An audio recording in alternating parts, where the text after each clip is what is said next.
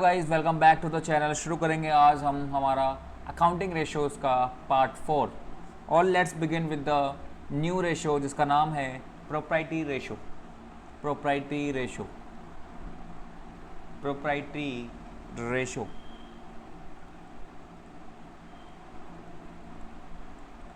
हिंदी में इसको बोलते हैं स्वामित्व अनुपात। हिंदी में इसको बोलते हैं स्वामित्व अनुपात। ठीक है, हिंदी में क्या बोलते हैं इसको? स्वामित्व अनुपात। चलिए देखिए, इसको बोला जाता है एक नाम से और इक्विटी रेशियो। क्या बोलते हैं इसको? इक्विटी रेशियो भी बोलते हैं इसको। इसको एक और बोलते हैं नाम क्या? Net worth. Net worth to total asset. क्या बोलते हैं इसको? Net worth to total asset. इसको एक और नाम से जानते हैं क्या? Shareholder. Shareholders. Shareholders equities. Shareholders equities to total equities. To total equities ratio. इसको इतने नाम से जानते हैं, ध्यान रखना। प्रोपर्टी रेशो का मतलब स्वामित्व का अनुपात। स्वामित्व अनुपात आपको ये बताएगा कि आपने बिजनेस में कितनी कैपिटल लगा रखी है, कितनी बिजनेस में एम्प्लॉयड कर रखी है कैपिटल को, ठीक है, पूंजी को, लेकिन किस किस बेसिस पे टोटल एसेट में कितना लगा रखा है आपने। क्लियर? देखते फॉर्मूला क्या है हमारा इसका। सिंपल सा फॉर्मूला है इसका। जो फॉर्मूला है वो है proprietors fund. Proprietors fund upon में क्या लगाना है आपको? टोटल एसेट लेना है आपको। Proprietors fund upon total asset. ठीक है, क्लियर ये बात? चलिए एक और लिख सकते हैं इसमें। एक और फॉर्मूला लिख सकते हैं। Share holders fund. Share holders fund. Share holders fund.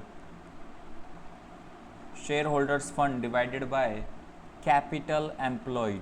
Capital employed. Capital employed means वही है हमने कितने कैपिटल बिजनेस में लगा रखा है। ठीक है, या इसको आप ऐसे बोल सकते हो, नेट एसेट भी बोल सकते हो इसको आप। क्या बोल सकते हो इसको आप? नेट एसेट भी इसको बोल सकते हो। क्लियर है क्या? अब ध्यान रखिए, टोटल एसेट आपको you already know total asset कैसे निकालते हैं। देखो, प्रोप्राइटर्स फंड को आप एक और चीज़ बोलते हो, नेटवर्थ भी तो बोलते हो उसको आप। तो नेटवर्थ भी यही है, और नेटवर्थ निकालना हमने पहले ऑलरेडी सीख रखा है। प्रोप्राइटर्स फंड हमने इसी का नाम है प्रोप्राइटर फंड। नेटवर्थ बोलो, शेयर होल्डर्स फंड बोलो, इक्विटी प्लस, याद है ना आपको कैसे निकाला था हमने पिछली वीडियो के अंदर? या हमने डेप्ट इक्विटी रेशियो पढ़ा था। EAC plus PAC plus reserve and surplus. ठीक है, ये सारा था हमारा equity share capital plus preference share capital plus reserve and surplus. Clear? Total asset कैसे निकालोगे आप? टोटल एसेट निकाल दो आप।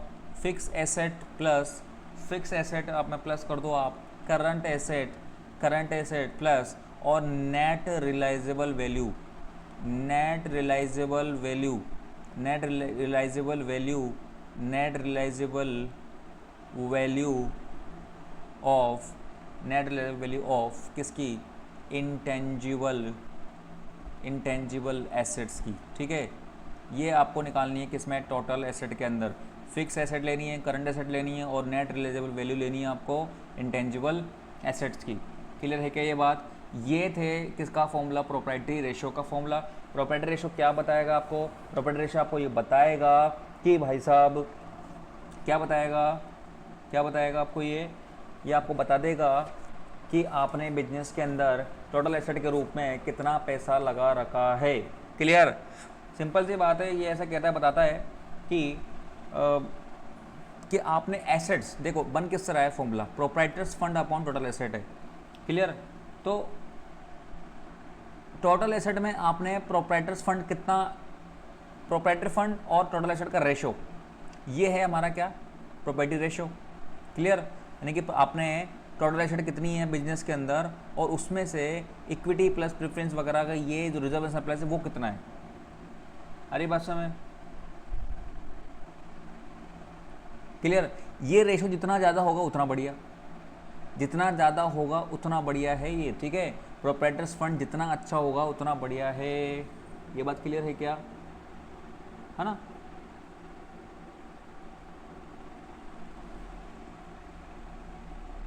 चलिए फिर आते हैं हम आगे एक चीज़ नोट करने वाली बात है यहाँ पर ये क्या कि यदि टोटल ऑफ डेप्ट टू कैपिटल एम्प्लॉयड, क्या टोटल ऑफ डेप्ट to capital employed,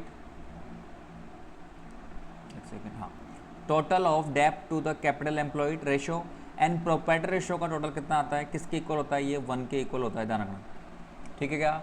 total of डेप्ट टू कैपिटल एम्प्लॉयड रेशो, दोबारा बोल रहा हूँ, टोटल ऑफ डेप्ट टू देखो किसका टोटल लेने की बात चल रही है यहाँ पर, डेप्ट टू कैपिटल एम्प्लॉयड का, किसका, डेप्ट टू कैपिटल एम्प्लॉयड का, और साथ में किसका, प्रोप्राइटर रेशो का, दोनों का जो टोटल होता है ना वो किसके इक्वल होता है, 1 के इक्वल होता है।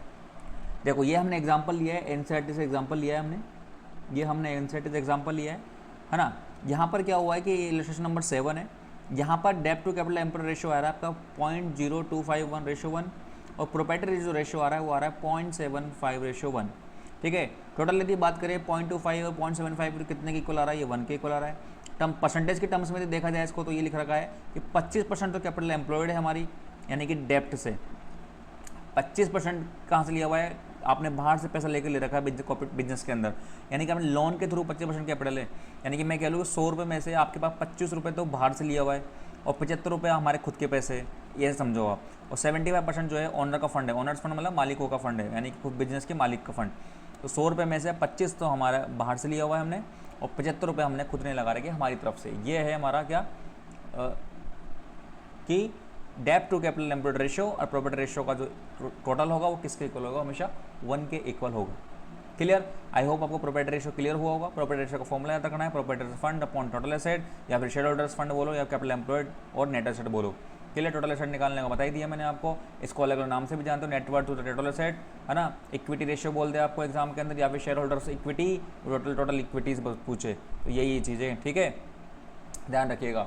फिर आते हैं हम इसी के अंदर एक और चीज़ पढ़नी है मेरे को, क्या, यदि एग्जामिनर आपको ये बोल दे 2 रेशो और निकालने को बोल दे, क्या रे बोलेगा वो आपको ऐसे बोल दे कि रेशो निकालो fix asset to proprietors fund, क्या बोलेगा, फिक्स एसेट, आपको बोल दे कि फिक्स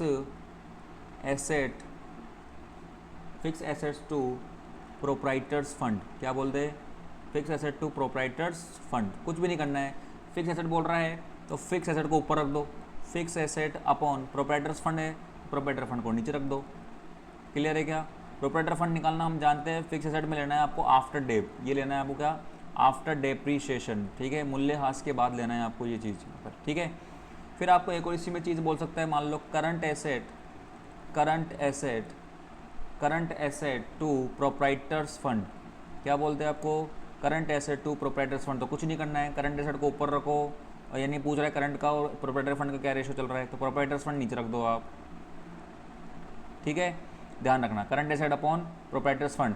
ध्यान रखिए प्रोप्राइटर्स फंड में जो आइडियल रेशो माना जाता है वो माना जाता है 2/3, यानी कि 2:3 का मानते हैं अपन, ठीक है ना। क्लियर है क्या, कि फिक्स एसेट हमारे पास दुगनी होनी चाहिए, लेकिन हमारे प्रोप्राइटर्स फंड क्या होना है, 3 गुना होना चाहिए, 3 टाइम्स होना चाहिए। Current asset to proprietor fund माना जाता है हमारा कितना, 1:1, कितना माना जाता है हमारा, ये माना जाता है हमारा 1:1, ये हमारा इसका आइडियल रेशो है। क्लियर है क्या। चलिए, ये था हमारा पूरा कंप्लीट किसके बारे में अध्ययन, प्रोप्राइटर्स रेशो के बारे में। मिलते हैं आपसे नेक्स्ट वीडियो में, और हमारे जो पुराने रेशोज़ के जो हमने करा दिए गए उनको आप ज़रूर से ज़रूर पढ़ कर आइए और इनको रिवाइज़ कीजिए, ताकि आप आगे के जो रेशोज़ आ रहे हैं उसमें कई टर्म्स ऐसे आएगी जो ऑलरेडी पहले पढ़ाई जा चुकी है, तो आपको लिंक बिठाना ज़रूर आना चाहिए चीज़ों से, ठीक है। मिलते हैं नेक्स्ट वीडियो में, थैंक यू।